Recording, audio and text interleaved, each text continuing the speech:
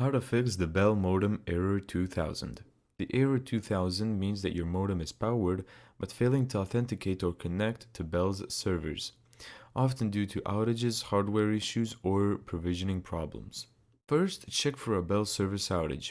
Visit Bell's service status page or use the virtual repair tool. They'll show if there are local network issues. Many users find it resolves on its own after an outage ends.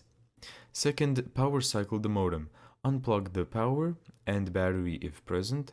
Wait 2 to 3 minutes and then reconnect. Allow all lights to settle. This often clears the error. Third, verify cable and fiber connections. Double check power, Ethernet, and especially fiber or ONT SFP cables. Reset or replace if necessary. Fourth, factory reset. Use a paperclip to press and hold the reset button on the back for 15 to 30 seconds, then wait to reboot. Although you should be warned that this wipes all custom settings. Thank you so much for watching this video.